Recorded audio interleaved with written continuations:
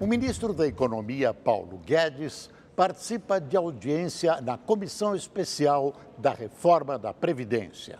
A repórter Caroline Aguiar acompanha a sessão desde o início e tem informações.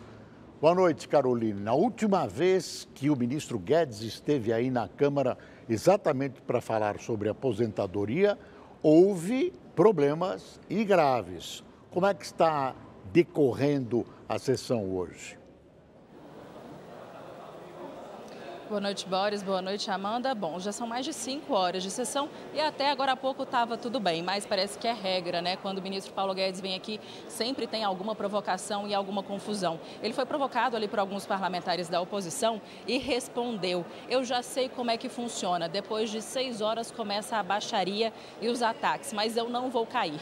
Ele, inclusive, citou que estão fazendo buscas na internet com o nome dele, procurando coisas sobre ele, que ele está sendo, inclusive, acusado de crime de responsabilidade, mas disse que não ia cair nessa provocação. Mas só essa fala do ministro já foi suficiente para causar ali um certo tumulto na confusão na comissão. Agora há pouco, o deputado José Guimarães, que foi citado por Paulo Guedes como com dinheiro na cueca, estava respondendo Paulo Guedes. Então é esse o clima que a gente tem nesse momento. Mas até agora tudo tinha corrido bem, porque dessa vez o governo se organizou. A liderança do governo aqui na Câmara pediu que os partidos que apoiam a reforma da Previdência viessem aqui na comissão para poder defender o texto e também fazer eventuais perguntas. E esses partidos vieram, são que a gente chama de partidos do centrão, são de centro e direita. Então a gente teve uma sensação de mais calmaria, porque a gente tinha ali um defendendo e um atacando intercaladamente. Mas hoje o dia também foi de uma ofensiva junto com os governadores, que vão ser peças importantes nessa votação. A gente vai entender melhor na reportagem. Os governadores foram convidados pelo presidente do Senado, Davi Alcolumbre, para tratar da repartição de recursos da União entre os estados e municípios. Mas, com a presença dos presidentes da Câmara, Rodrigo Maia, e de Jair Bolsonaro, eles saíram com um pedido de apoio à reforma da Previdência. O governo está aberto aos senhores para o diálogo.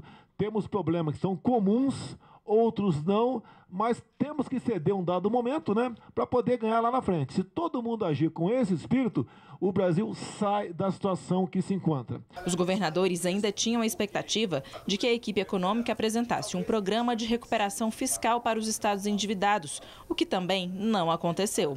Que seria exatamente os estados terem um socorro imediato para saírem dessa situação de constrangimento, com atraso de folha que nós já recebemos, com situações que são aqueles gastos continuados que nós temos que manter o custeio da máquina. O apoio dos governadores à reforma da Previdência é fundamental para que haja os 308 votos necessários para a aprovação do texto no Congresso. Mas alguns deles não querem estar atrelados a uma proposta tão impopular. E outros não desejam que as novas regras da aposentadoria valham também para os estados. Mas, por outro lado, o governo argumenta que só será possível fazer as outras reformas pedidas pelos governadores depois da aprovação da reforma da Previdência. No que se refere à reforma da Previdência, é claro que nós não aceitamos uma abordagem de chantagem. É uma abordagem que se transforme isto num toma lá da cá, porque são temas diferentes. Primeiro, não tem barganha. Esse é um governo que não barganha com ninguém.